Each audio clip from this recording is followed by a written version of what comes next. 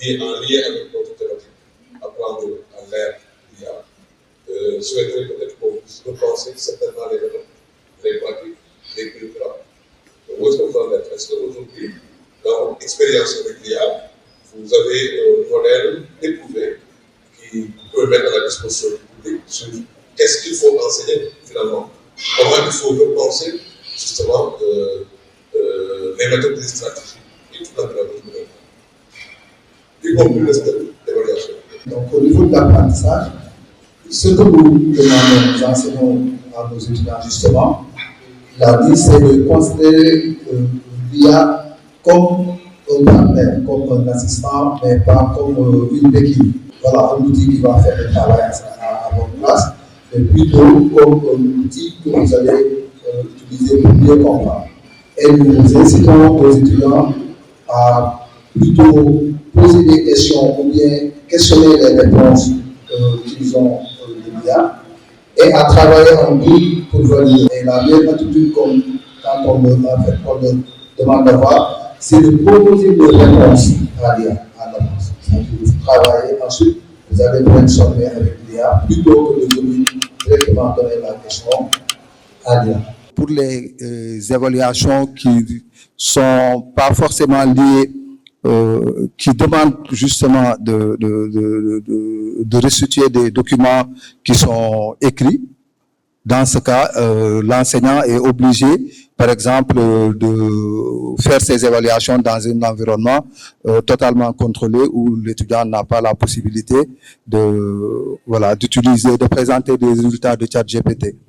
Ensuite, on explique aussi aux étudiants dans la sensibilisation que les enseignants ont les moyens de détecter justement les triches basées sur l'IA, etc., et avec des preuves à l'appui. Donc cela crée une dissuasion au niveau des étudiants, mais c'est plus la conscience que, à notre avis, l'IA peut être un outil puissant, donc d'accélération de l'apprentissage qu'il faut inculquer au niveau des étudiants que toute autre chose. Ça, c'est un aspect essentiel que nous aurons retenu, parce qu'il ne faut pas simplement être des machines. Mais au-delà, il faudrait évidemment qu'on ait les compétences requises. On ne souhaite pas simplement avoir des diplômés, des gens qui, mais des gens suffisamment compétents. Sandrine, moi, je vous ai lu parler souvent de déshumanisation par rapport à l'intelligence artificielle. Donc, ces compétences requises, justement, pour que ce monde digitalisé ne nous déshumanise pas, qu'est-ce que vous aviez voulu dire dans l'un de vos guides? Déshumanisation, c'est comment à un moment donné, en fait, on laisse la place aux robots. Donc, réhumaniser, c'est d'abord savoir que nous sommes des êtres sociaux avant d'être des êtres digitaux. Je dis ça parce qu'en fait, de par l'expérience depuis plus de 10-15 ans qu'on travaille sur ce sujet, on a aujourd'hui des générations qui sont plus digitales que sociales. On a des jeunes aujourd'hui qui sont dans les classes, mais qui ne sont pas dans la classe. Pourquoi? Parce qu'ils ne nous écoutent pas, ils n'adhèrent pas. Ils n'adhèrent pas pourquoi? Parce que, notamment la veille peut-être, ils ont passé des heures à regarder des vidéos dans lesquelles le contenu même du propos de l'enseignant est remis en question. Parce qu'encore une fois, l'intelligence artificielle, et c'est ça où des fois j'interpelle les jeunes avec qui je travaille, elle n'est qu'artifice. C'est un artifice. Et aujourd'hui, les gens jouent de l'artifice. Je sais parce que j'ai copié ChatGPT, parce que je répète ce que ChatGPT me dit, et j'incarne quelque chose que je ne suis pas, puisque même ce qu'il m'a dit n'est pas de moi. Je suis incapable de faire un prompt parce que je n'ai pas la connaissance. Il faut aller doucement. On étudie pour avancer doucement. Dans une société marquée par des valeurs comme le Sutura, on est très, très volubile dans le digital. Les adultes sont volubiles et sont parfois, dans leur comportement ne maîtrisant pas l'outil, eux-mêmes des dangers pour les jeunes. Merci. Mais parfait. Nous avons la chance d'avoir le ministère de l'Éducation, qui a certainement des solutions par rapport à ça. Vous, en termes de comment, quel est le dispositif que vous avez mis en place pour justement une transformation positive du système éducatif grâce à l'IA et une intégration progressive de l'IA dans toutes les écoles et chez tous les apprenants en ne laissant personne en rade. Quel est le dispositif que vous avez mis en place? Absolument. Donc, le ministère a pu concevoir une stratégie, un chemin de route très pertinent. Alors, comment nous avons procédé? Tout d'abord, nous avons conçu des référentiels de compétences pour les élèves et les enseignants qui ont déjà été conçus et qui seront incorporés dans le nouveau curricula qui sont en train d'être conçus. Donc, bientôt, l'enseignement de ces disciplines-là seront incorporés dans le nouveau programme à l'issue de la finalisation du nouveau curriculum. Ensuite, sur le plan un peu plus humain, nous avons entamé, lors de cette rentrée, la formation de 105 000 personnels de l'éducation, dont les enseignants, bien sûr, sur les compétences numériques et sur l'intelligence. 105 000 enseignants. Personnels de l'éducation, dont les enseignants. Dont des enseignants, oui. Donc, sur les compétences numériques et l'intelligence artificielle. Donc, ils auront à disposition 20 modules, ça a déjà commencé d'ailleurs. Il y a 20 modules qui sont mis à disposition, des modules en auto-formation, et les modalités, c'est 100% virtuel, donc c'est à distance.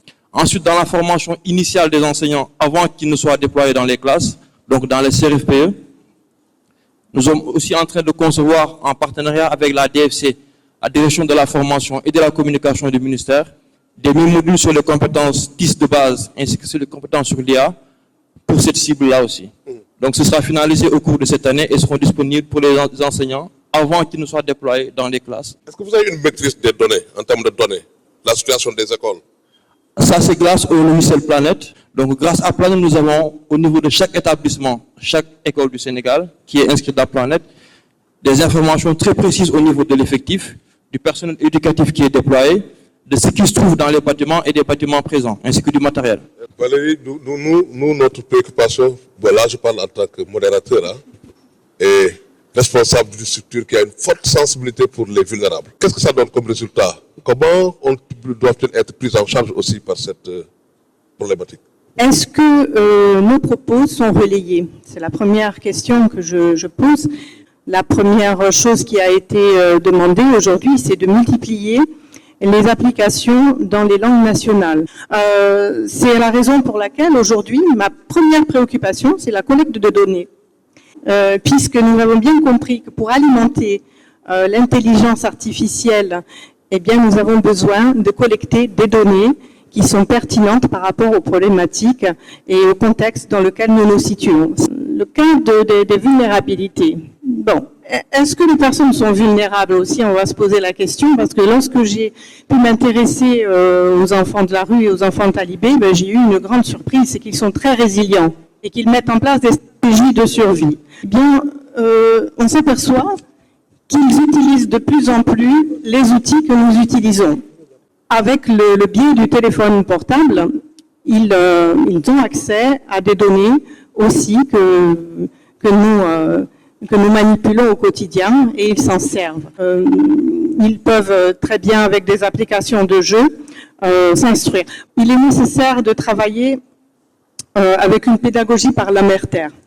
La mère-terre, ça veut dire tout simplement, j'ai le droit de me tromper et je recommence. Et ça, l'IA aide beaucoup en tant qu'assistant l'enseignant à pouvoir élaborer des scénarios vraiment différents pour créer des exercices. Et en termes d'évaluation, c'est très important parce que ça permet de pouvoir évaluer les compétences d'un apprenant, mais en même temps de lui proposer des exercices complémentaires pour pouvoir travailler sur ses compétences et ne pas se sentir en marge par rapport à un groupe. S'il vous plaît, tout ce